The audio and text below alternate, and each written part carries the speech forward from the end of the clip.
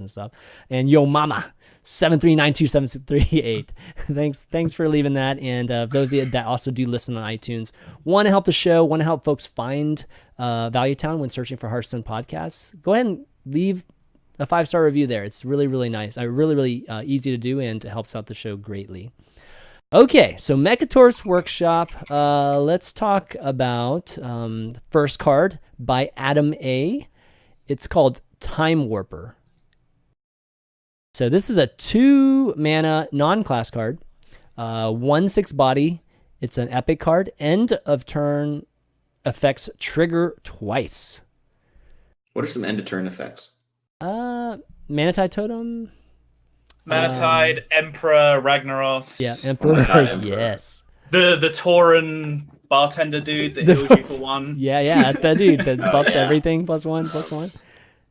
We got the demon too, the Cabal. Yasharaj? Yeah. Oh god. Yeah. If this thing could live a turn, this thing's just like a 1/6. That's just crazy the stat stats. line is very scary. Yeah. The 2-mana 1/6. I wonder if that's playable in like just Priest. as a vanilla 2-mana 1/6. I played this as a priest, baby. Because Inner Fire is a card, and Cabal Talon Priest is a card, and these things like 1/6s for 2 mana. Mm-hmm. Yeah, maybe 1/5 or maybe even a 1/4. I think would be better suited. But it's really all about the text. What do you guys think about the text? Would that be too powerful? Making those cards with the end turn triggers too powerful?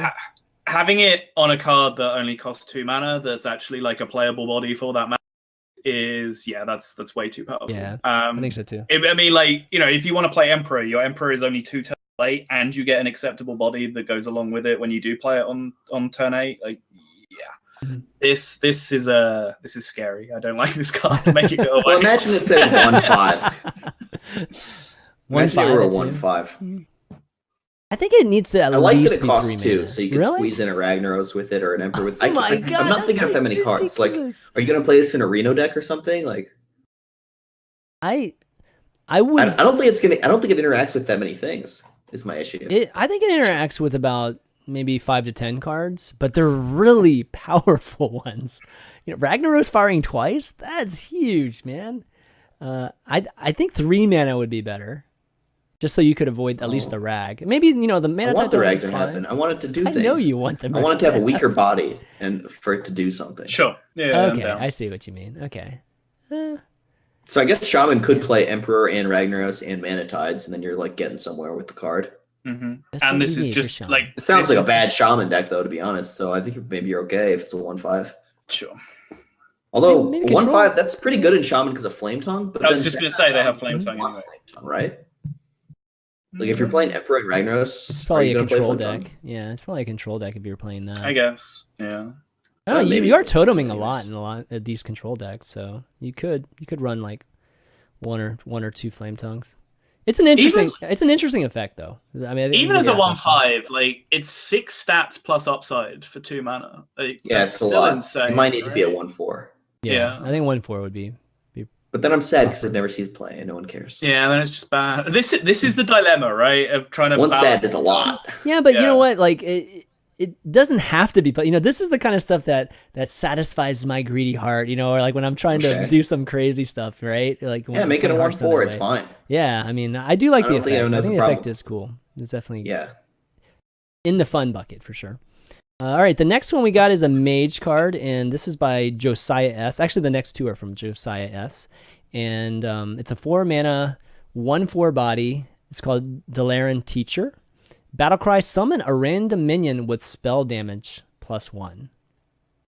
So I wasn't sure how to interpret this. Is it actually summon a random spell damage minion, or? Yeah, I think that's what that means. Okay, and I think this is extremely overpowered. So yeah, first thing you have to work out with any of these cards is the high roll. So what is the high roll? It has there's Archmage, the 4/7. Sure. Yeah, okay. That's pretty good. Oh my god. Okay, yeah. That by itself, I think is. And we're done with this card. That's gonna need to come down. Well, it could be. It could be a 0/3 maybe. I mean, the stats definitely have to be almost next to nothing, I would say. Yeah, just make it a 1/1. Like, what's the it worst could be 1/1 because minion? Is there one worse than Cobalt Geomancer? There's the 0. There's a 0. There's a 0/7 one, right? Yeah, 0-7 and 2-2 are pretty similar in terms. Yeah, of probably. Sure. Yeah. So the average of that is probably a 3-3 somewhere in there. So if you made this a 1-1 and you look at the worst case if you're spawning a 2-2 spell damage, for 4 mana in a card, you're getting a 1-1 and a 2-2 spell damage, which is bad, but it needs to be bad for there to be the upside of the 4-7, right? Like this still sounds kind of overpowered at 1-1 stats.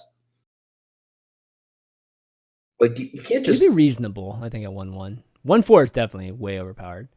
I don't know. I'd be scared of this. It would be a Shaman's good card. coming No for you. question it'd be a good card. But at 1-1. Shaman just Oh playing my 2 God, minions. One of Shaman. them has spell damage. The Spirit Claws hits you for 3. Good luck. Oh god, that's true. That's definitely true. It'd be interesting if Because they could not- limit the spell damage. Like you couldn't get Azure Drake or you couldn't get the Archmage, but you could get getting the Geomancer would Was make this a this mage kinda card? interesting. Maybe Shaman's not coming for you. It's got that looks like a mage card. Oh, It is a right, mage. yeah, yeah. It is a mage card. It's not a shaman card. Okay. So the spell damage is less scary. Mhm. I'm still scared. Oh, you man. thought this Which was is an shaman. amazing- Oh, an amazing yeah. statement in and of itself, right? Oh, it's just a mage card. Then the spell damage doesn't It's matter. still Like, crazy they're powerful. mages! Why are they not the best spell damage class? Come Yeah, I on. know, right? Spirit Claws, that's why. Yeah. But it's an interesting summoning something that's spell damage based is definitely an interesting concept though. Yeah. Okay, next one we've got. Oh, I've been waiting for this. This one is like I think a lot of people have probably envisioned or thought in their heads, but Chain Lightning. I mean, that should be something. And I mean, it's more Diablo-ish, I guess. Is Chain Lightning a card currently? Isn't there? Is that Forked Lightning? That's Forked Lightning. Yeah. Is there Chain Lightning in World of Warcraft in WoW? Oh. Yes. Yeah, there is, right? No? God, I Wait, know in maybe not. Diablo there is, but Chain Lightning. No, I can only think of it in Diablo, actually. yeah. Can't So think of it maybe as that's the Shaman. reason why we haven't seen it. Deal 2 damage to a random minion. But it's cool. I don't know if it should be a cheap spell or if it should be something that's higher mana.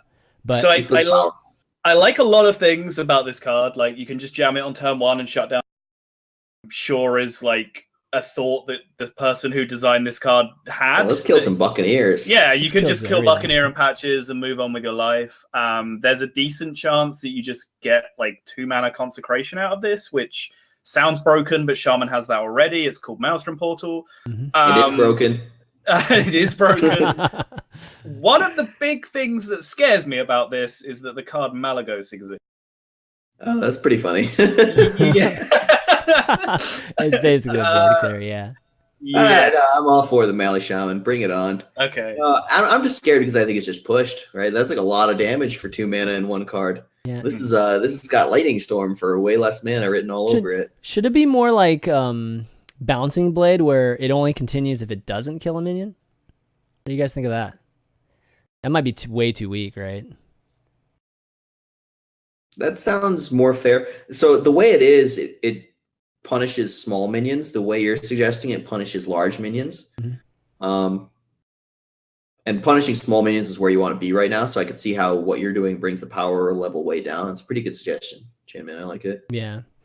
Otherwise, it's just ubiquitous. I mean, like Sal Yeah, said, because this way, Malaga like what you do is, disgusting, if right? they have a large minion and some small minions, you put some damage on the large minion and you blow up everything. Yeah. Now, I guess one of the big Oh, downsides to this is wait. you can't have your own minions as much with this card. Right, exactly. I didn't 2 damage to a random minion, so it's your own minions, right? So you Yep. can't even really spell damage Yeah, to but them this thing's beforehand. actually fine, right? Yeah. Well, I mean, It makes And they it can have, kill like, your own 4 spell damage. Actually, this card's pretty sweet. Yeah, this is kind of interesting. I didn't really think It works a about lot my better when own you don't minions. have your own minions. Yeah, that's a Yeah. good point. It's totally a Now, how does it work if you control have a Thalnos and it kills your Thalnos midway through? It would end. Does it still keep shooting 3s or does it shoot 2s after it kills the Thalnos? Oh, it shoots 2s after that, I think. Okay. It should, at least. yeah, there's a resolution check when a minion dies. Mhm. It would check, yeah. Yeah, I like this card. This I think is a it's cool card. very interesting. Chain I'm Lightning scared should just balance-wise, be you in need there to do some somewhere. testing before you actually Yeah, it's use the sweet. card. I really like the idea, though. Yeah, it's really cool. Yeah. All right. Well, thanks a lot to Adam A and Josiah S. We actually have some more too that will, I think Josiah sent this a couple weeks ago, so we've got a queue, and I'll definitely bring some more back. Might have one episode where we just do a bunch all in a row, but for now, thanks to Adam S and Josiah for sending those. Okay, let's move on to some Q&A.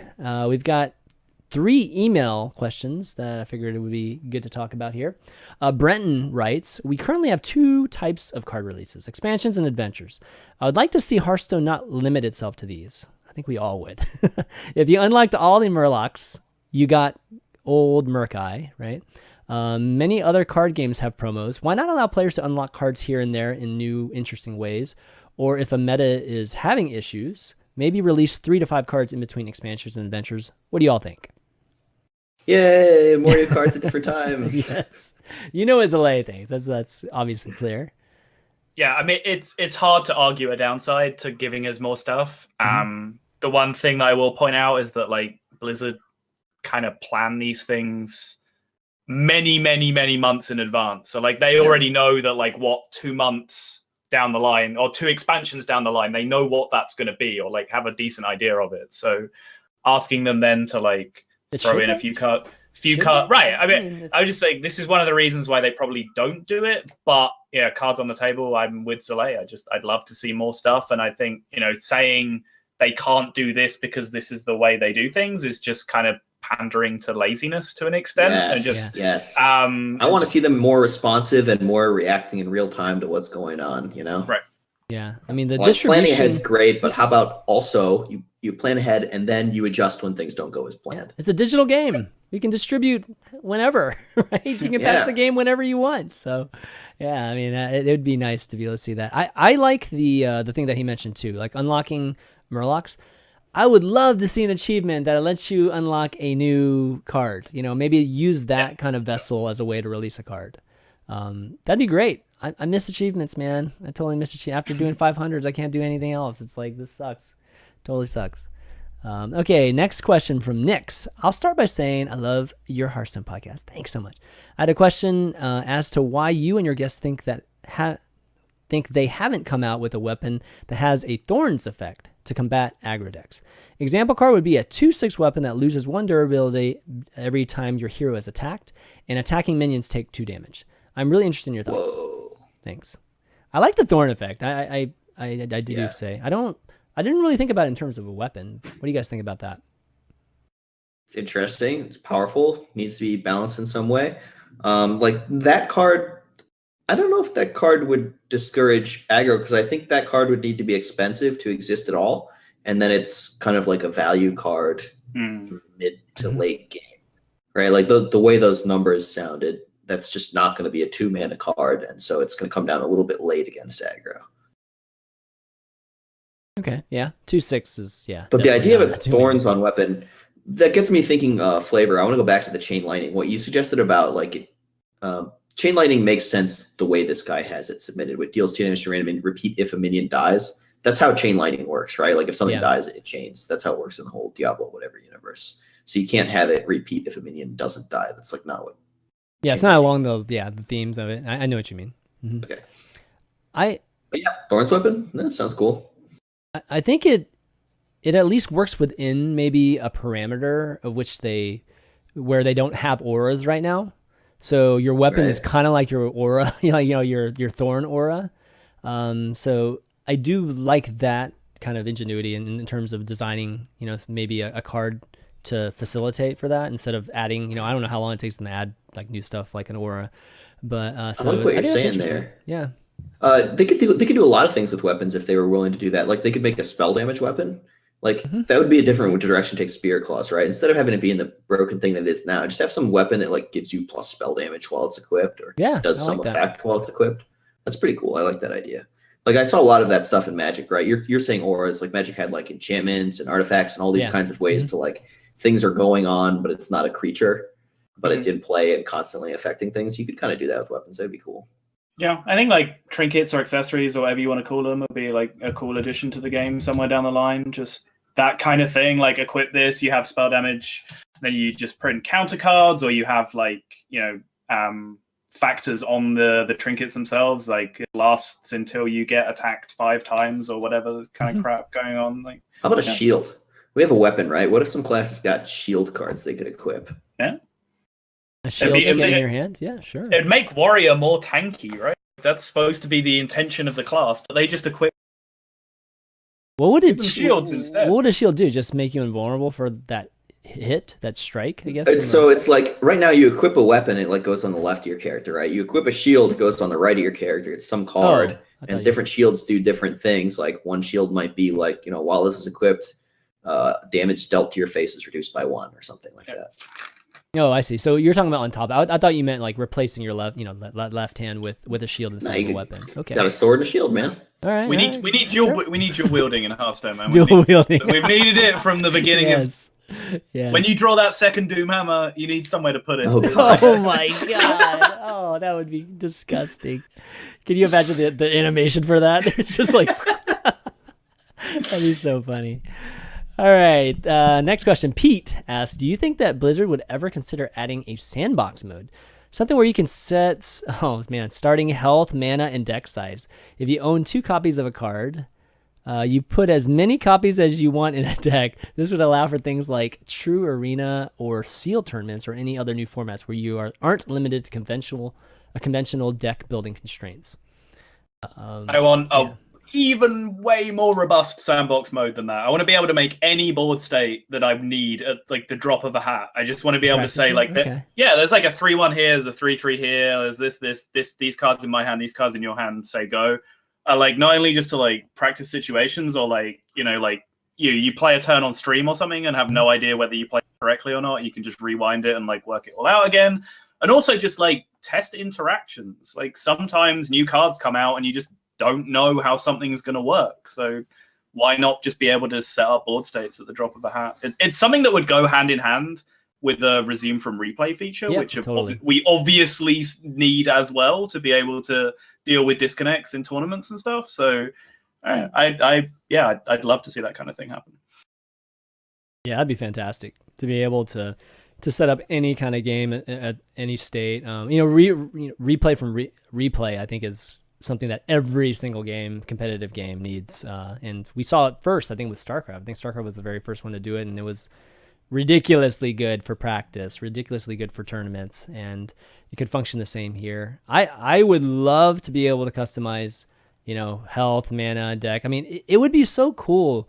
And we've talked about this some, Zalae on the show about what Hearthstone would be like with different mana, like different health totals, or different deck sizes, or just adding 40 decks, 40 cards to the deck size, and how that would possibly make some more cards viable, instead of just playing with this limited number of cards, and then we have to worry about we only play the overpowered cards. We've had states in the game where all we play are the OP cards. If it's not OP, it's not broken, it's not playable, and there are enough to fill decks, at certain points in Hearthstone.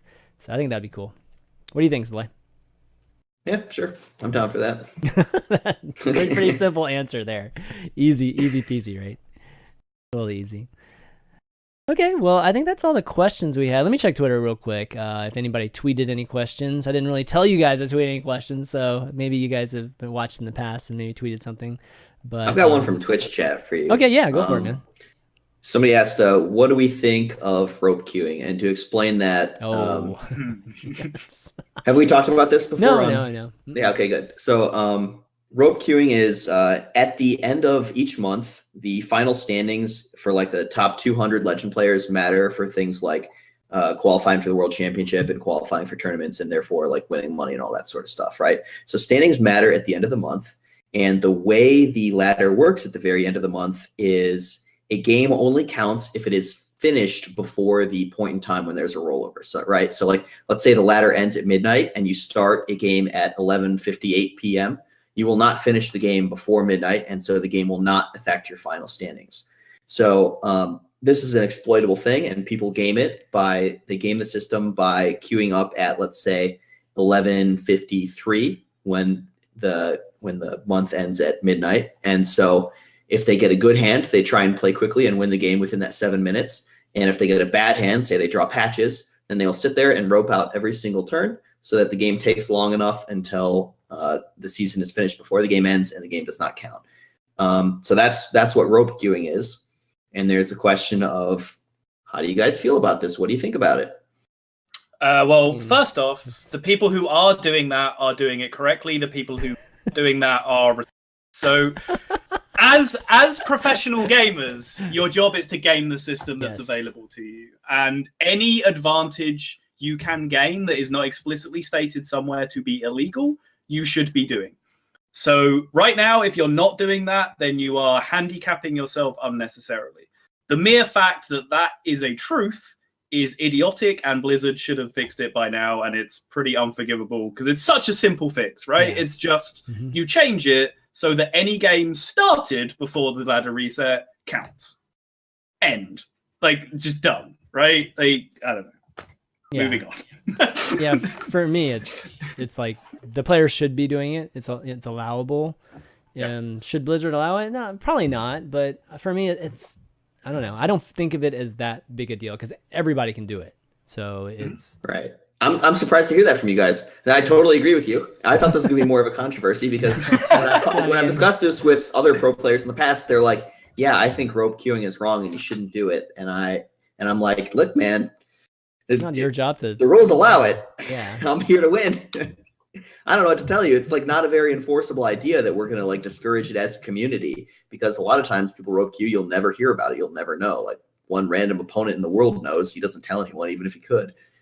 Like he doesn't have an audience. And even if he did have an audience, does he care? Does he know? Like it's just. And then the person playing against you, it can rope queue you anyways if you get a good hand. So I mean, in theory, that's what happened to me. I had a god hand. He drew patches and he roped it out, and I was like, yeah, I would have done the same thing in your position. So. I know. Exactly. Respect. Yeah, so that's not. I mean, again, I don't think they should allow it, and the end result will be probably most people won't play that last game. You know, they'll just accept where they are and not try to be extra greedy about why not, right? So I don't think I'm surprised they haven't changed it. It would make total sense. I'm pretty sure I've heard them talking about this somewhere where they said that it's something that they're looking at, and a number of potential fixes. So okay, but like definitively enough that it's not just one of those things where it's like, yeah, okay, we hear those words that you're saying. It actually seems like it's something that they're genuinely concerned about. That's good. I hope it does get fixed. Might come up Friday. If not, be sure to tweet them with the hashtag QA at the end of it. Actually, I got one on Twitter here that's Vitor asks, ChanMan, you said in a Value Town that a new deck word was coming. Is it on track still? I think it's a good question. Because I did say I was going to revamp deck words, and my general feeling is I do want to do it. I just want to make sure that I do something that I know is going to be, fun and something that I can do, multiple, whatever it is, multiple episodes or multiple frequent or just instances of it versus just like a one-time shot type of thing. So if you notice, we've been doing these Value Town Throwdowns, which Zalae hopefully we'll get a chance to play in one of the upcoming ones. And those have actually been really fun. Like people have been like very, very receptive to it. And those of you that don't know what I'm talking about, we've been doing these show matches more on the casual side because I just kind of want to do it iteratively just to see what people like. And we've been doing class drafts with bands for each matchup. And like I said, like the feedback's been really, really great for it. And maybe that, evolves into something that ends up being Deck Wars. But if it's not going to be branded Deck Wars, it'll be something. Like I definitely want to do more events this year, but I want to do events that are on the fun side of things, not like the crazy competitive things, because HCT already has that covered and other event organizers have that covered too. And I just think, things like Streamer Showdown, things like Value Town Showdown, or Throwdowns, those are more along the lines of the things I want to do. We need some more fun, man. We need some more fun in this community, dude. Just totally. Yeah. Anything else you see? There's another question from Twitch chat. I'd like to hear from Raven. Okay. It says, Raven? Oh, you mean Raven? Yeah. I thought you were talking that they were got a good question. Raven. I was like, what? Okay, cool. What is it? Now players can only earn points once a month from open cups. They're still not happy as they feel that they have to grind cups just as hard. What do you think about dramatically reducing the amount of point offering cups available per week? Means everyone doesn't spam grind cups to get the 5 points, more waiting for the winners of the few cups. Okay. Well, personally, I would love to see that. I would say that we have improved from last year. Like only having to win one tournament a month instead of one a week does mean way less grinding. because sometimes you win a tournament and then you're done for the month, and it's a good feeling. Mm-hmm. Or you finish second, you're like, yeah, 3 points is good enough for me this month or whatever. So progress has been made, but I totally agree with you. The way Open Cups are now, nobody keeps up with who wins all of them, and nobody cares, and they're not prestigious. And it's like, oh, you won an Open Cup, congrats, you're done for the month, right?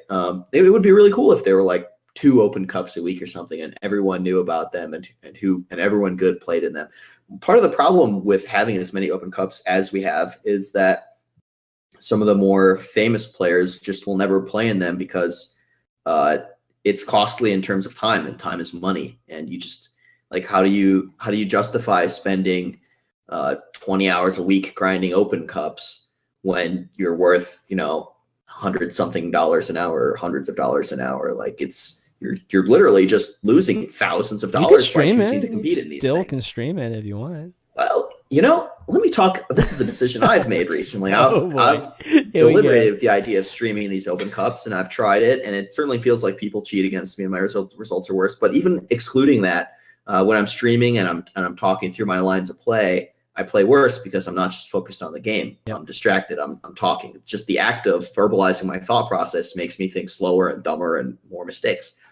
And so most recently, I won an Open Cup. I think I 100% would have lost that Open Cup had I been streaming it. There's not a chance.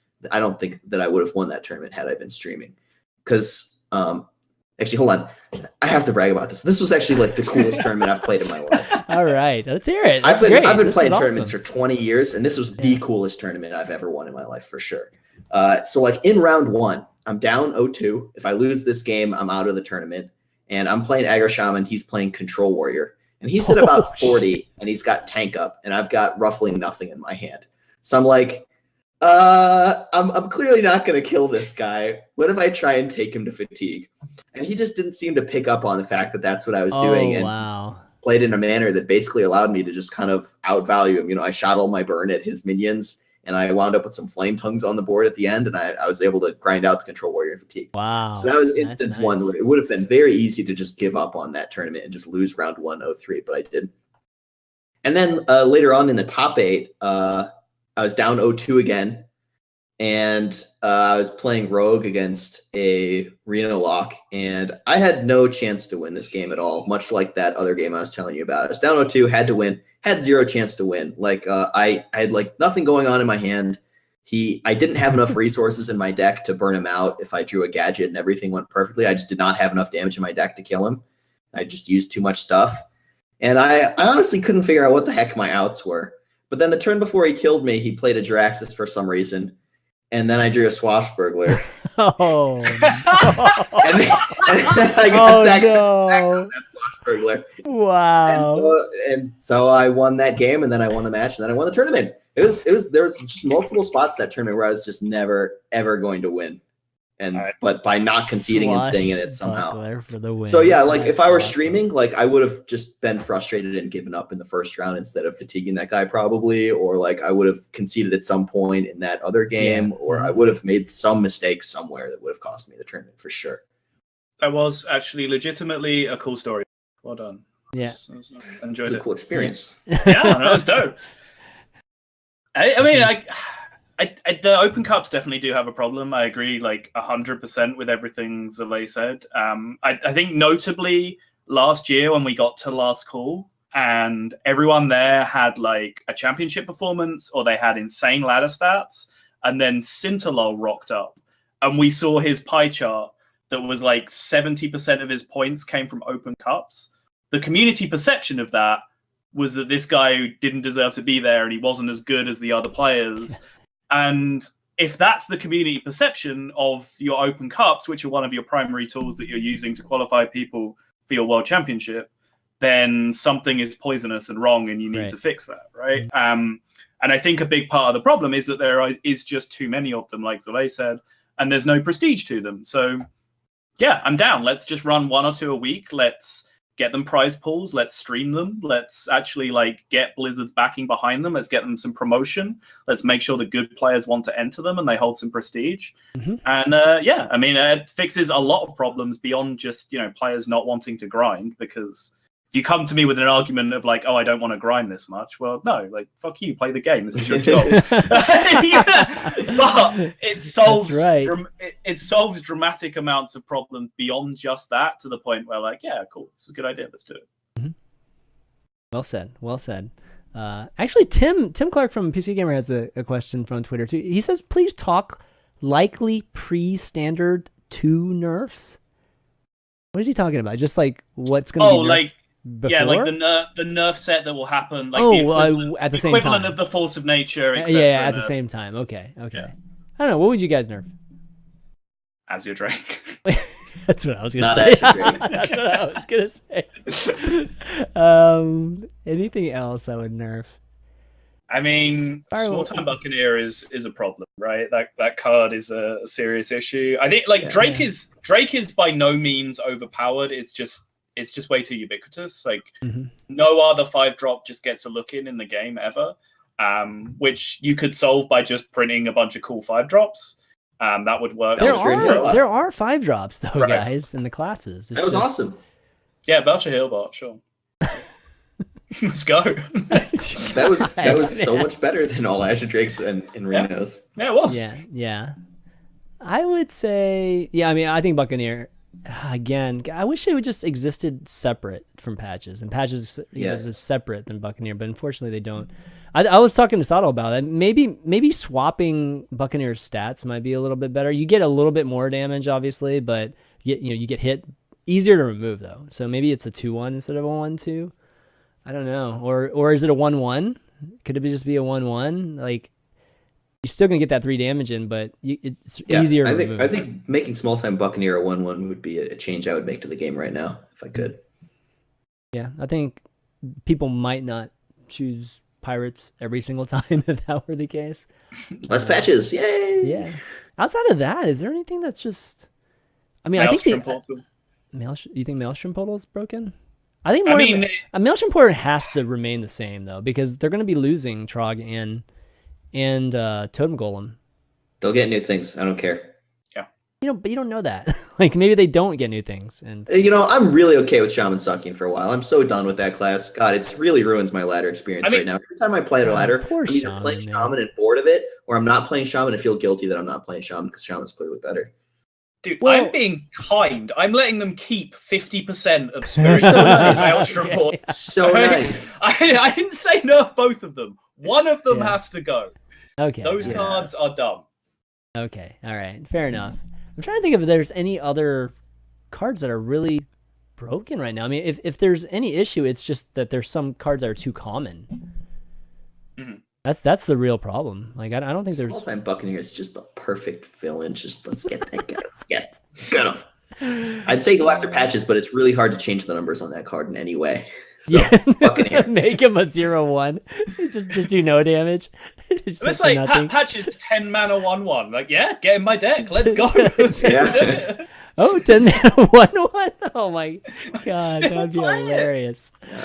Oh god, that'd be great. I don't see too much. Again, like we were talking earlier, I think it's more they need to add stuff to it than they need to change anything. I mean, maybe. He's talking about nerfs. I think Ben did say that they're not going to buff anything, right? In Classic, they're not likely to buff anything. That makes sense. So Classic cards are strong. Not all Classic cards are strong. Well, obviously not all of them, but I'm saying like there are some very strong like format-defining cards in Classic, and for you to bring more cards up to that level, you'd have to like dramatically improve the power level of expansions, and all of a sudden, like Reno's like, wow, why would they print 6 mana cards? Those are so slow. Like if things get more powerful, then things get silly. Yeah. There has to be room in the Classic set for expansion to fill gaps. Otherwise, expansions are forced to power creep, right? Like if there's no gaps in the Classic set where there's weaknesses that need to be filled in the classes, then suddenly the whole idea of sideways design that Blizzard talk about doesn't really work. Like they have to go up. Yeah. Priest is a very good example. I mean, they need to replace some of those cards with some of the ones. That'd be nice to see. Okay, well, I think that's going to be it for questions, and that's going to be it for the show. So why don't we wrap up, Soddles? Great having you on, man. Some good discussions, and we've got to have you on again. You know, now that Yeah. we've had TJ on twice, we got to have you on twice. So, actually, Raven's watching. We should have Raven on here too. Like, No. no. Not him. No, Not him. fuck that guy. Okay, all right. There's a rule of admission for being on Value Town that you have to be able to pronounce the word shaman properly. Oh, man. Shaman? Oh, Am man. I doing it right? But we're all inclusive here, guys. It's an inclusive town, you know? No walls here, baby. But Sottle, do you want to do some shout-outs? Where can people find you? Sure. So you can find me twitter.com COL_Sottle at COL_Sottle if you're that way inclined. I stream sporadically. I'm still trying to get back to a decent schedule, but twitch.tv/Sottle, find me there. And then obviously just shout out to Complexity and all of their wonderful, fine, incredible sponsors, such as DX Racer, as you can see on this wonderful chair behind me. Yeah, they're all great guys. Go find them as well and say wonderful things about us and our team and all that good stuff. Maybe see him in the Bahamas. Nice. Maybe see him in the Bahamas. Maybe, yeah. Hey, both of these guys. Zalae, how about you, man? Where can people find you? Yeah, if you want to net deck me, check out my Twitter at LG_Zalae. If you want to be ignored by me, watch my stream, twitch.tv/ZalaeHS. Wow. It's funny. I really like talking to Twitch chat when I'm not the streamer, but when I am the streamer, I just want to play Hearthstone because I don't know, like I can't do two things at once very well. So I interact with chat a bit, but not as much as I used to. But yeah, twitch.tv/ZalaeHS. I think that's Do you find probably that's my Twitch bad channel. when you don't interact as much? Because I mean, there's plenty of No, streamers that don't interact. at all Not because with my the Twitch. gameplay gets a lot better when I'm not talking to Twitch chat. Like it's real bad when I'm talking to people. Like I suck at doing two things at once. I hear you. And also, like when you're talking to Twitch chat, you're kind of talking to a very small number of people relative to the total number of viewers you have, right? Yeah. So it's like 900 people don't care about what you're saying to that one guy, and that one guy really cares. That's a good point. So it's really there's a trade-off to it. You can see that like the bigger streamers just talk to Twitch chat less or talk to individuals in Twitch chat less, right? Right. And I'm not one of those bigger streamers, but I hope to be. So Or only talk See what I can to do. subscribers and donators for the most part. yeah. I'll just round things out, thanking the two of you guys for obviously being on the show with me today. Oh, Noxious, those of you wondering, Noxious is over in China or flying over to China to cast the WESG tournament. So you can watch him this week also. But thanks to all the folks that wrote in this week. We had a lot of email questions just across all the shows. So I don't know what happened, but it's pretty cool. Whatever happened, keep them coming because we definitely want to hear from you guys. And, thanks to obviously all the patrons, all the folks that are watching live too. You can find the VODs on youtube.com/ChanManV if you missed the beginning of the show. I'll post these up soon after, maybe 20, 30 minutes after, so you can catch it there. And then folks on iTunes, you'll, again, be able to catch it depending on when iTunes updates their feeds. It could be tonight, it could be tomorrow. So be on the lookout for that. And follow the ValueTown Twitter account too. I always forget to do this. It's at ValueTownGG. And that's where I usually post the show post that I have on ChanManV.tv.